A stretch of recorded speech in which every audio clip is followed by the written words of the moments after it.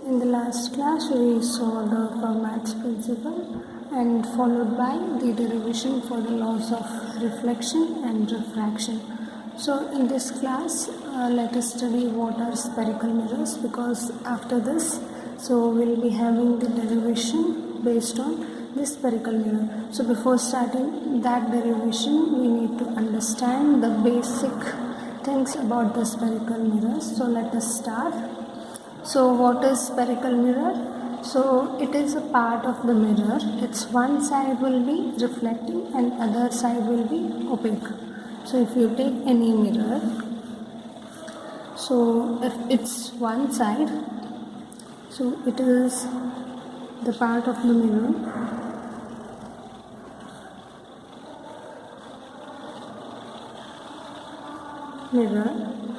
and its one side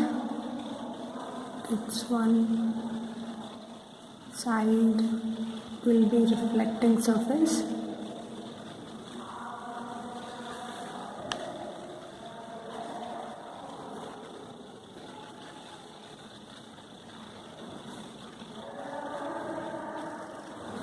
and other side will be opaque. So this is what spherical mirror is. So if you see, there are mainly two types in spherical mirror. What are they? So they are concave mirror and convex mirror.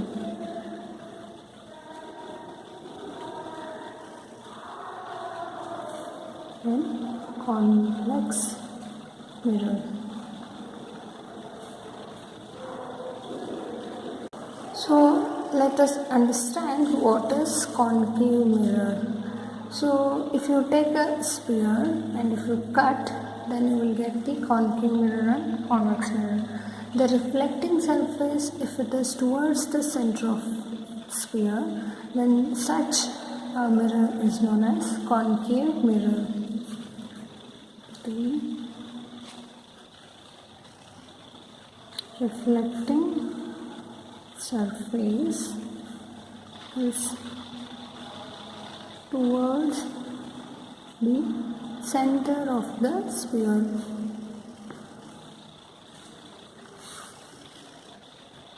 Of which the mirror forms the part. So the reflecting surface, if it is towards the center, then for such kind of mirror we call it as a concave mirror. This is concave mirror. So from this definition, if I draw the concave mirror, it would look like this. So here this will be the opaque part of the mirror,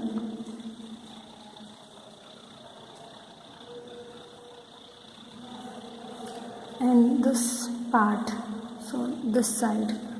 So if this is the principal axis which pass to the pole or the center of the mirror, then if this is the center of the sphere, then the reflecting surface will be towards the center of sphere. So such kind of mirror are known as what? Are known as concave mirror. So AB forms aperture and F here is focal point. So now let us see what is convex mirror. So here you have the reflecting surface towards the center, and the convex mirror is opposite to this. If the reflecting surface is away from the center, then it forms the convex mirror. So let us see.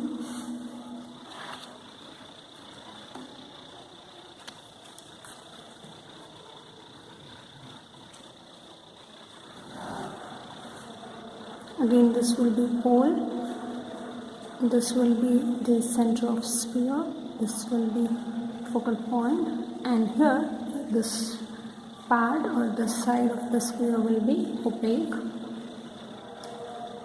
and this side will be reflecting surface.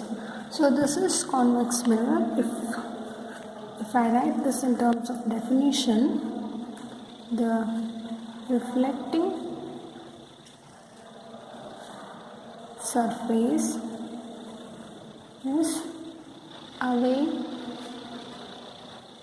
from the center of curvature of which the mirror forms a part. So this is the definition for what? Convex mirror. So understood, for convex, the reflecting surface will be away from the center of curvature. So for convex, it is away. For concave, it is towards the center of curvature.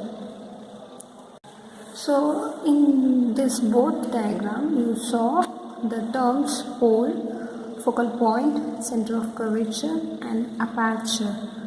So what are all these terms means? So let us try to understand what are all these terms by one. So the first one was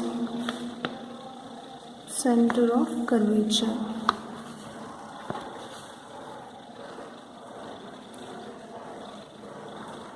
So what is center of curvature means? It is the center of the sphere of which mirror forms the part. This is just a center of sphere.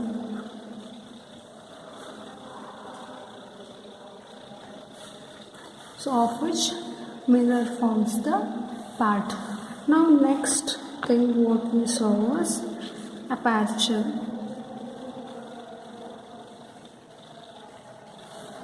So in the last diagram, if you remember, aperture was AB or the reflecting surface that is available.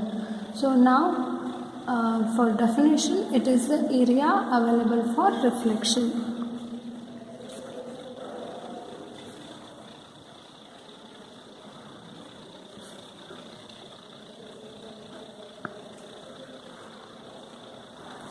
So that is known as an aperture.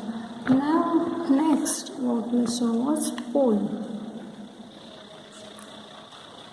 Pole was denoted by P. It is the geometric center of the surface.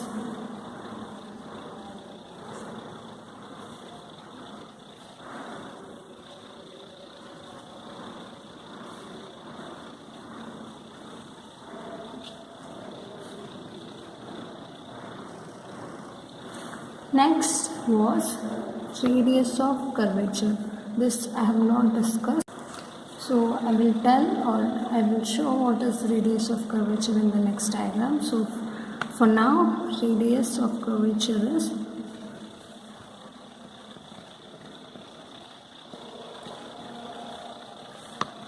the radius of sphere of which mirror forms the part.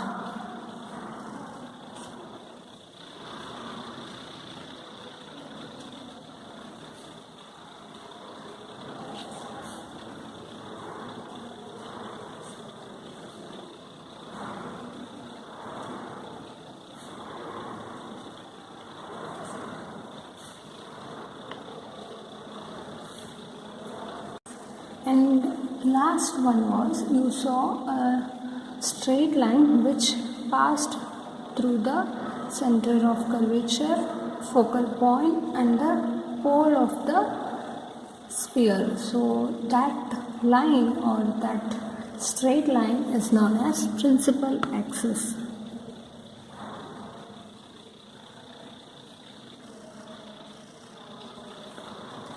So it is the straight line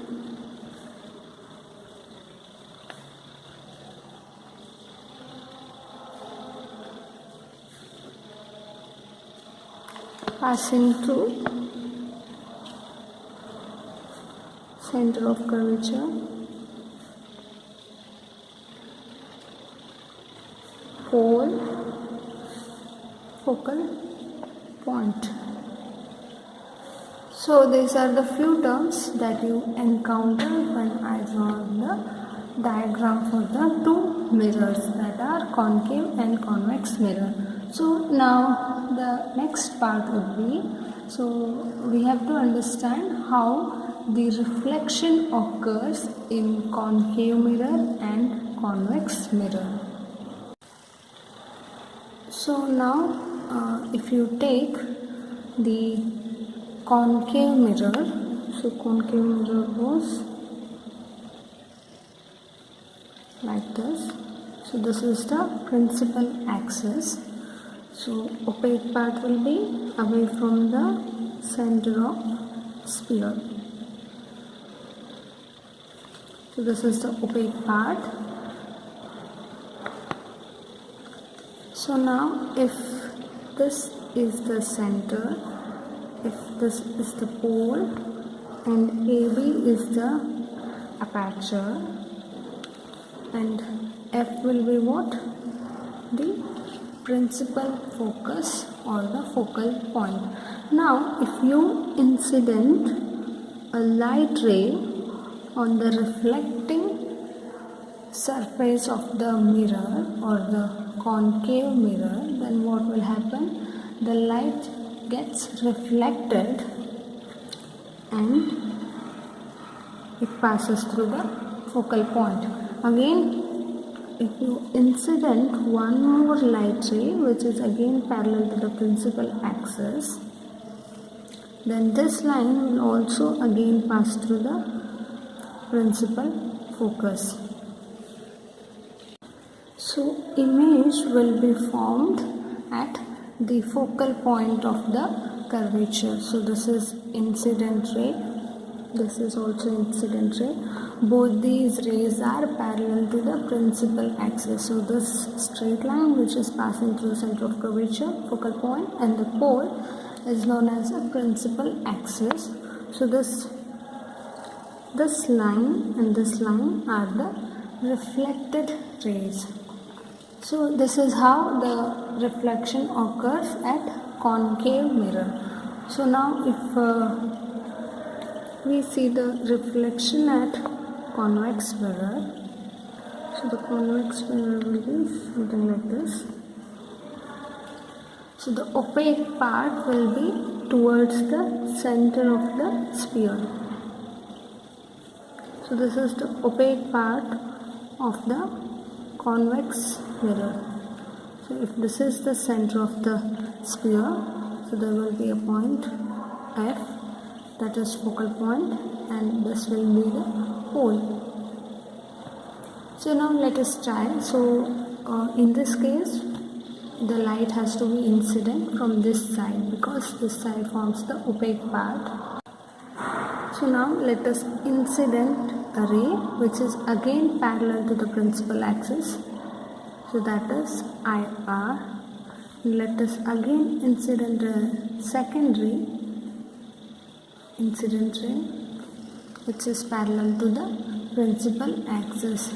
Now what will happen? There will be a reflection that occurs. So the reflection will be like this.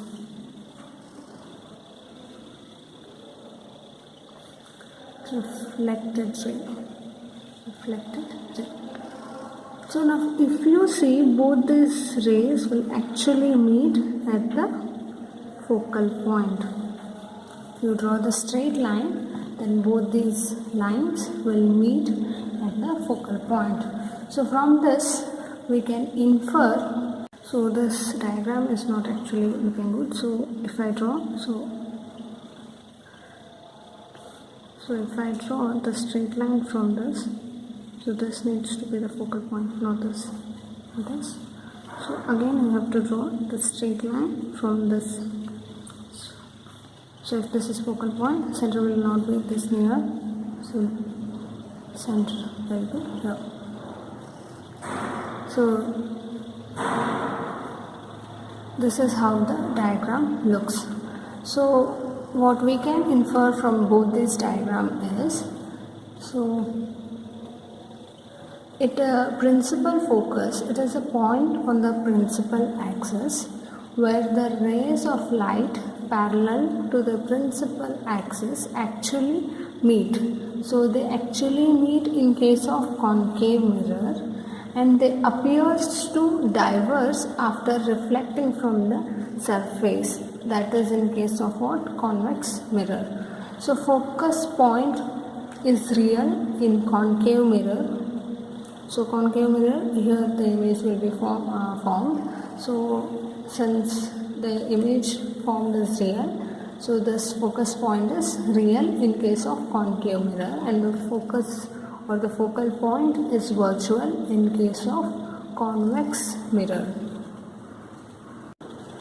So there is one more thing that you have to understand, that is normal at the point of incidence.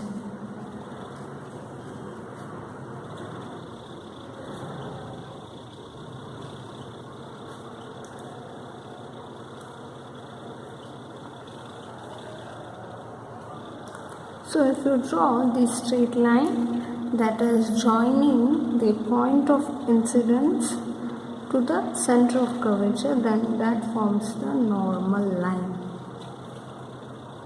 So in this case, this will be the normal line. So this is known as normal at the point of incidence. This is the sixth point. So it is just the straight line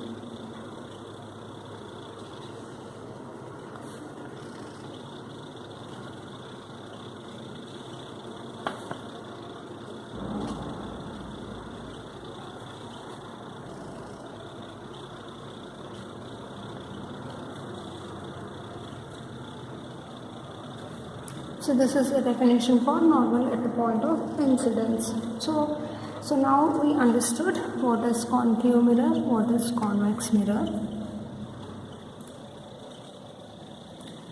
and we also understood how the reflection of light ray occurs in the case of concave mirror and in the case of convex mirror. So now let us understand the sign convention or the Cartesian rule for the light rays when gets reflected from the mirrors. Now let us try to understand the sign convention that is used in the spherical mirrors.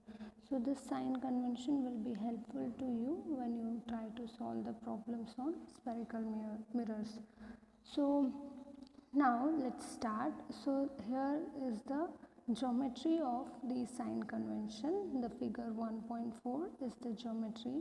So if you see, there is a x prime and x. So that makes the principal axis of the spherical mirrors that are used.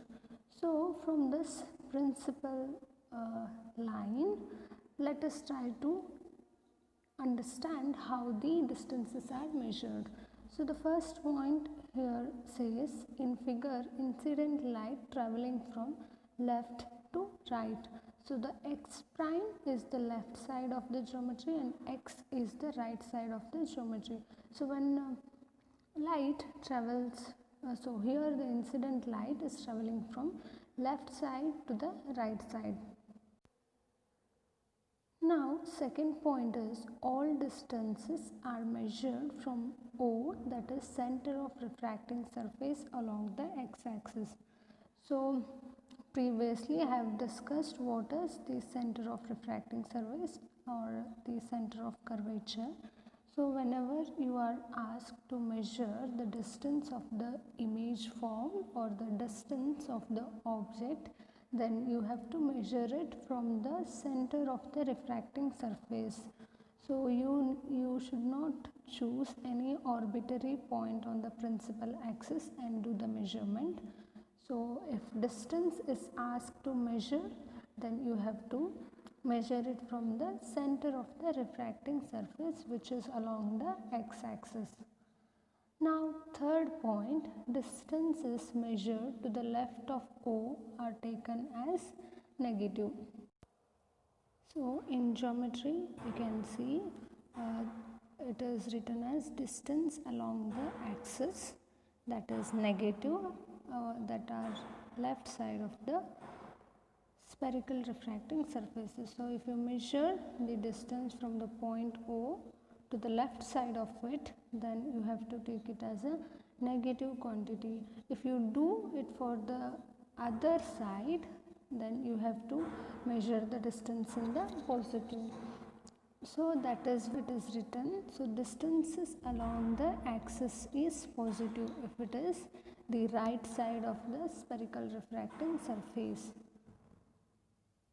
So now let us try to understand the three more sign convention that are given in the textbook. So the fourth point here says distances measured to the right of O are taken as positive. So the distances which are measured at the left of O are taken as negative, and the distances measured to the right of O are taken as positive. And the fifth point is distance measured upward and normal to the axis are taken as positive, while downward distances are taken as negative. So whenever you are asked to measure the height of the image or height of the object, if you are measuring it up above the x-axis, then it is taken as positive height. So to measure the height, you are not supposed to use any slant line or any curved line. What you have to do is you have to take the normal to the x-axis. So it is above the x-axis, then it is taken as positive. If it is below the x-axis, then it is taken as negative. So if you observe the last figure which I have shown in the last image, so then you can see in the figure AB represents the height of the object and it is upward taken as positive. The height of the image PQ is downward, hence it is taken as negative. Next, sixth point is, so angles measured clockwise beginning at the apex are negative, angles measured anti-clockwise are positive. So if image is formed, then there will be some angle that will be formed with respect to the image. So if you measure the angle in an anti-clockwise, then it is positive. But if you measure the same angle in an if you measure the same angle in clockwise, then it has to be taken as negative. So these are the few sign conventions that you have to understand and you have to be thorough with, because these things come handy when you try to solve the problems. So try to understand all these 6 points very much thoroughly, because even if you are trying to solve the problem, this will help you. So before problems, if you are asked to derive any equation, then this sign convention comes first. So try to understand neatly, thoroughly. So hope you all understood the basic terms which are used in the mirror forms. So that are principal axis, center of curvature, pole, apparatus.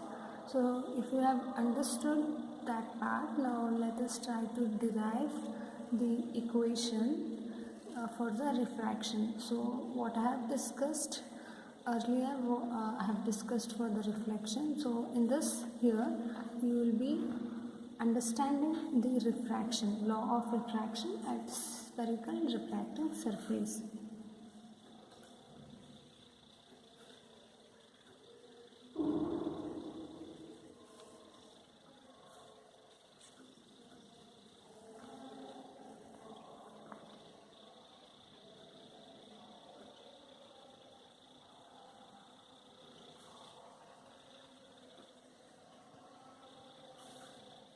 This is basically a derivation which is given in your textbook.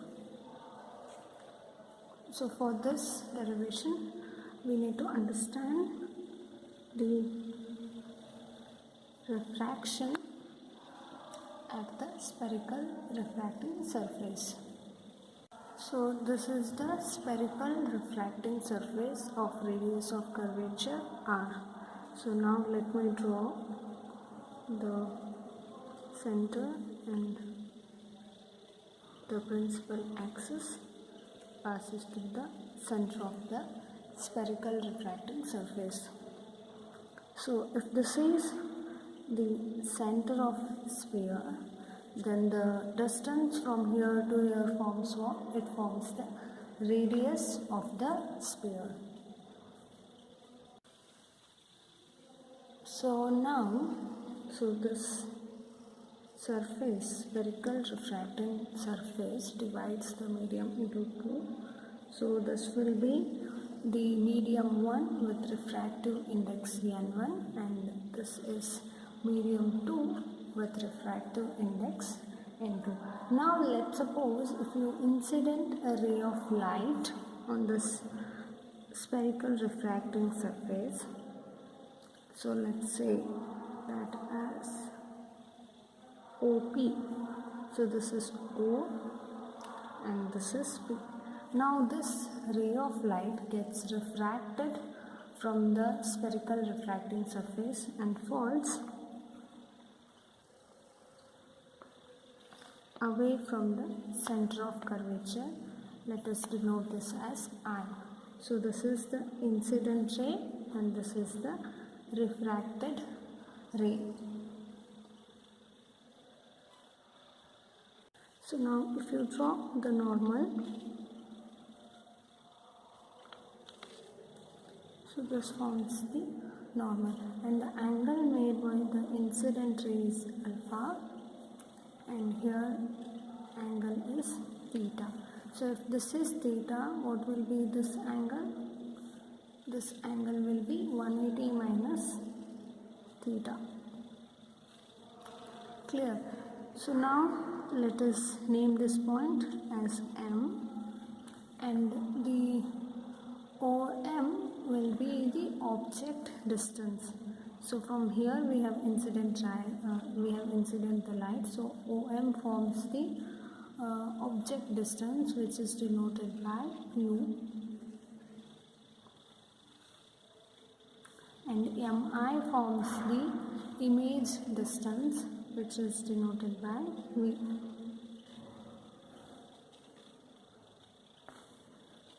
So here you have two terms, U and V.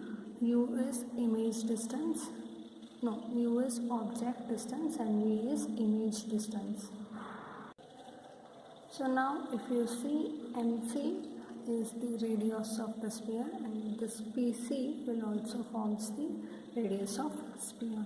So MC, which is equals to PC, is R, that is radius of sphere, and OM was U, MI was V.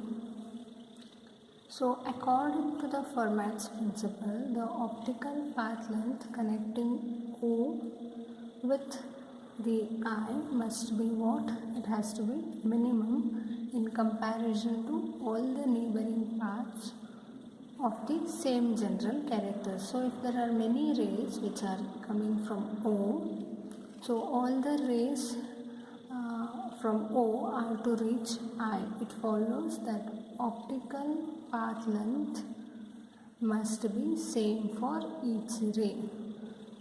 So the optical path length needs to be constant, or it has to be same for all the rays which are coming from point O and reaching I. So this is what the Fermat's principle said.